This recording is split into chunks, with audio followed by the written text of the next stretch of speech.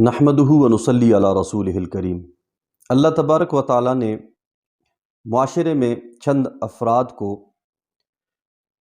ایک عزت اور مقام عطا کیا ہے، علم کے اعتبار سے فضیلت دی ہے، وہ علماء کرام کا طبقہ ہے۔ ان کا عزت، ان کا اکرام عوام الناس پر لازم ہے، لیکن ہم سب دیکھتے ہیں کہ ہمارے معاشرے میں ایک بڑا طبقہ ایسا ہے جو علماء سے نفرت کرتے ہیں، ان کا عزت و احترام نہیں کرتے۔ اگر کسی اصولی طور پر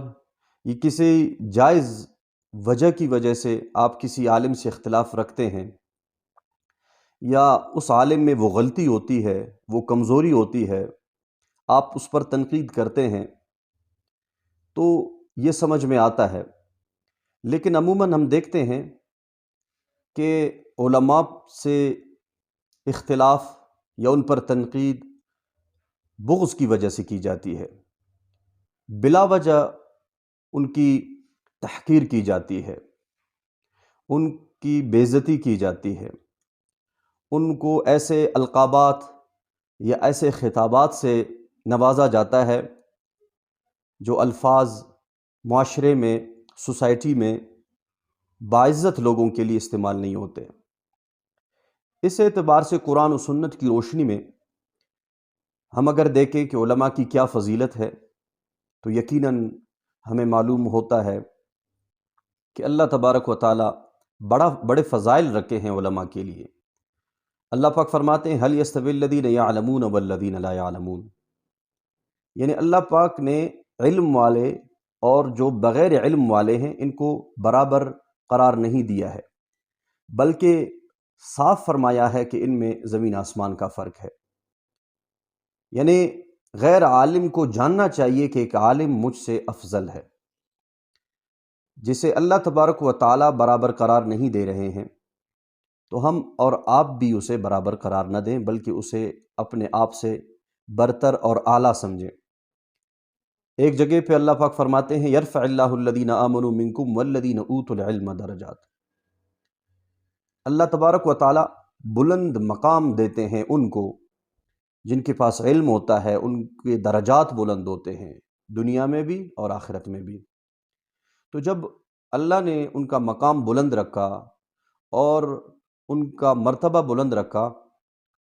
تو عام عوام الناس پر بھی لازم ہے کہ وہ علماء کا قدر کرے، ان کی عزت کرے، ان کا احترام کرے۔ قرآن مقدس میں اللہ تبارک و تعالیٰ ایک اور جگہ پر ارشاد فرماتے ہیں انما یخشی اللہ من عبادہ العلماء، اللہ کے بندوں میں سب سے زیادہ اس سے ڈرنے والے، اس سے خوف کھانے والے علماء کرام ہیں، کیونکہ وہ اللہ تبارک و تعالیٰ کو بہتر انداز میں پہچانتے ہیں، کیونکہ وہ قرآن و سنت سے واقف ہوتے ہیں، وہ تاریخ سے واقف ہوتے ہیں،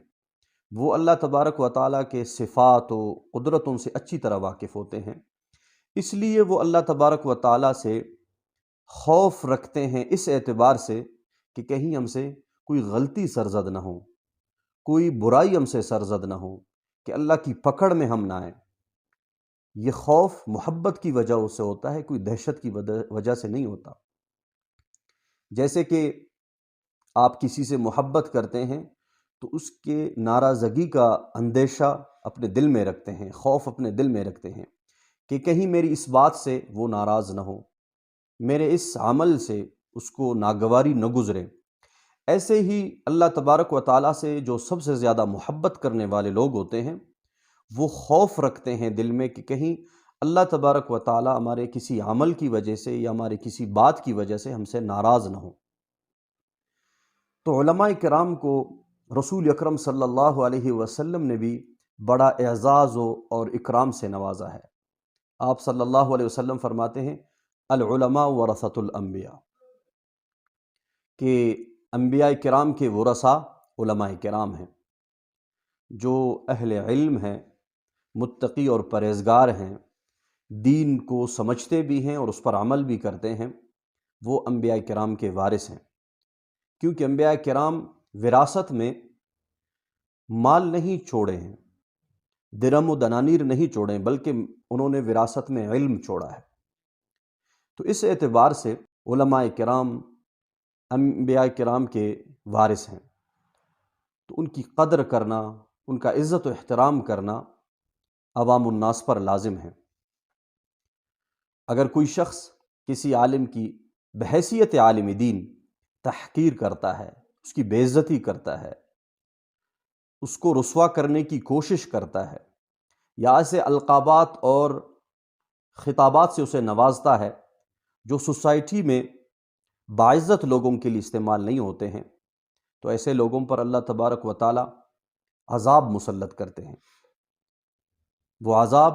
قحط کا عذاب ہوتا ہے، قحط سالی ہوتی ہے۔ دوسرا یہ عذاب کہ اس پر ظالم حکمران مسلط ہوتے ہیں۔ تیسرا عذاب ان پر پے در پہ مختلف اطراف سے حملے ہوتے ہیں، اسے پتہ بھی نہیں چلتا کہ ہمیں کون اور کیوں مار رہا ہے۔ اور چوتھا، حکام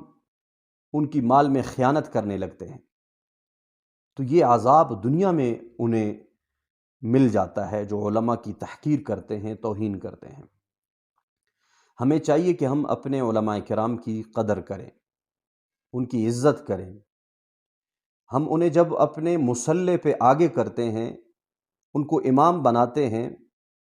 اور ہم ان کی اقتداء میں نماز پڑھتے ہیں، گویا کہ وہ ہمارا سفیر ہے۔ جب ہم اللہ سے مکالمہ کر رہے ہوتے ہیں، ملاقات کر رہے ہوتے ہیں، ہم ان کی اقتداء میں سجدہ، رکوع، قیام کرتے ہیں، ان کا قرات ہمارا قرات ہوتا ہے۔ تو جب اللہ نے انہیں اتنا بڑا اعزاز اور مقام دیا ہے، تو معاشرے میں، سوسائٹی میں اپنے معاملات اور اپنے کردار کے حوالے سے بھی ہم علماء کرام سے مشاورت کریں، ان کی رہنمائی میں اپنی زندگی گزاریں۔ بہرحال ہمیں علماء کرام کی قدر کرنی چاہیے، اور